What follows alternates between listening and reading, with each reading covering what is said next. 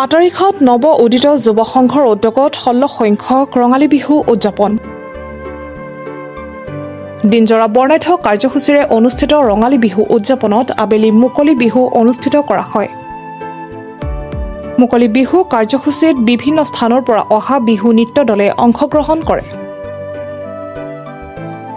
কাৰ্যসূচীত বড়ো লোকসকলৰ জনগোষ্ঠীয় লোকনৃত্য, খেৰাই নৃত্য, বিহু নৃত্য, ঝুমুৰ প্ৰদৰ্শন কৰে। হয়, আজি আমি আটাৰিঘাট নৱোদিত যুৱ সংঘৰ উদ্যোগত আটাৰিঘাট চাহ বাগিচা খেলপথাৰৰ বাকৰিত এদিনীয়া বৰ্ণাঢ্য কাৰ্যসূচীৰে 16 সংখ্যক ৰঙালী বিহু উদযাপন আমি কৰিছোঁ। আৰু এই 16 সংখ্যক ৰঙালী বিহু উদযাপনৰ আমি আবেলি ঠিক 5 বজাৰ লগে লগে আমি বিহুতলী আমি উন্মোচন কৰিলোঁ। আৰু বিহুতলী উন্মোচক হিচাপে আমি আমন্ত্ৰণ জনাইছিলোঁ BPF দলৰ মুখপাত্ৰ কমল আজাদ ডাঙৰীয়াৰ হাতেৰে। আজি আমি বিহুতলী উন্মোচন কৰি বিহু নৃত্য আমি ইতিমধ্যে আমি কাৰ্যসূচী আমি চলাই গৈ আছোঁ। আৰু আজিৰ এই যি বিহুতলীত আমি অসমৰ 12ৰহণীয়া যি জাতি জনগোষ্ঠী আছে, সেই জাতি জনগোষ্ঠীৰ আমি নৃত্যবিলাক আমি প্ৰদৰ্শন কৰাইছোঁ। বিহু, খেৰাই, ঝুমুৰ নৃত্যকে ধৰি, কোচ ৰাজবংশী নৃত্যকে ধৰি আৰু বহুত এনেকুৱাকৈ জাতি জনগোষ্ঠী আমি সংস্কৃতি আজি প্ৰদৰ্শন কৰাইছোঁ। আৰু আমি আপোনালোকে সকলোৱে জানে যে এইবেলি যি ৰঙালী বিহু যি অসমত যি উদযাপন হৈ আছে, হাৰ্টথ্ৰব জুবিন দাৰ অবিহনে তেখেত যিহেতুকে আমাৰ মাজত নাই, তথাপিতো আমি তেখেতক আমি আন্তৰিক শ্ৰদ্ধাঞ্জলি আমি জ্ঞাপন কৰিছোঁ, একাজলি শ্ৰদ্ধাঞ্জলি আমি জ্ঞাপন কৰিছোঁ। কাৰণ যদিও আমি যি ধৰণে আমি ফূৰ্তি ফাৰ্তা আমি কৰিব লাগিছিল, সেই ধৰণে আজি তাৰিখত আমি কৰিব পৰা নাই। গোটেই ৰঙালী বিহু যিটো মঞ্চ বা বিহু যিটো বিহুতলী আজি হয়তো উকা হৈ পৰিছে, তথাপিতো তাৰ মাজেৰে আমি অতি শৃংখলাবদ্ধভাৱে আজি আমি আটাৰিঘাট নৱোদিত যুৱ সংঘই আজি আমি উলহ মালহেৰে এই ৰঙালী বিহুটো আমি উদযাপন কৰিছোঁ। আৰু এতিয়া বৰ্তমান যি বিহুতলীত যি সাংস্কৃতিক নৃত্যসমূহ প্ৰদৰ্শন হৈ আছে, নিশা ঠিক 10 বজাৰ লগে লগে আমি সাংস্কৃতিক সন্ধিয়াৰ কাৰ্যসূচীও আমি ৰাখিছোঁ। আৰু আজিৰ এই সাংস্কৃতিক সন্ধিয়াৰ কাৰ্যসূচীত আমি সুদূৰ উজনি অসমৰ পৰা এগৰাকী অসমৰ জনপ্ৰিয় উদীয়মান শিল্পী আমি দেৱজিৎ আইন ডাঙৰীয়াক আমি আমন্ত্ৰণ জনাইছোঁ।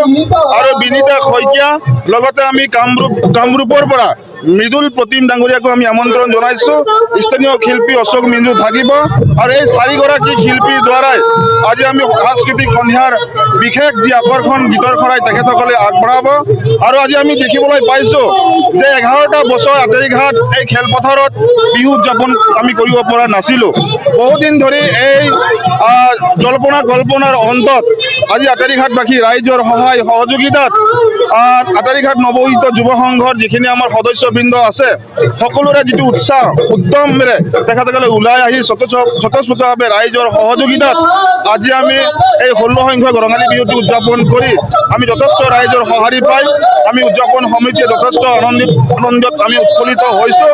কিয়নো যে এই অঞ্চলত যিহেতুকে সকলো জাতি জনগোষ্ঠী এটা ভৰপূৰ এই আটাৰিঘাট বৃহত্তৰ এই অঞ্চলটি, আৰু এই বৃহত্তৰ অঞ্চলটিক আমি সকলো জাতি জনগোষ্ঠী কি ধৰণে ভাতৃত্ববোধ আমি বজাই ৰাখিব পাৰোঁ, অসমীয়া জাতিৰ যি প্ৰাণস্বৰূপ এই বাপতি আহোন ৰঙালী বিহুটিক আমি কি ধৰণে এই অঞ্চলত আমি প্ৰতিষ্ঠা কৰিব পাৰোঁ, তাৰ কাৰণে আমি সকলোৱে অহৰহ চেষ্টা কৰি আহিছোঁ।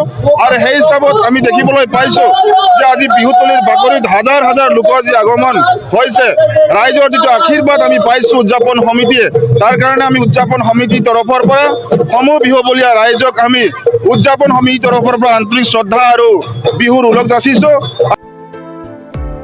ওদালগুৰিৰ পৰা চিন্ময় ডেকাৰ ৰিপৰ্ট, প্ৰাতঃ টাইম ডিজিটেল। শদিয়াৰ পৰা ধুবুৰীলৈ, বৰাকৰ পৰা ব্ৰহ্মপুত্ৰলৈ সকলোৰে মাজত চিনাকি এটা নাম প্ৰাতঃ টাইম। থলুৱা ভাষা, কৃষ্টি আৰু সত্য বাতৰিৰ আধাৰত প্ৰতিষ্ঠিত খবৰ প্ৰাতঃ টাইমৰ প্ৰতিটো বা বাতৰি পুংখানুপুংখভাৱে চাবলৈ Facebook, YouTube, website, Twitter, Instagram আৰু ব্লগাৰ পেজত লাইক আৰু ফ'ল' কৰক। ধন্যবাদ।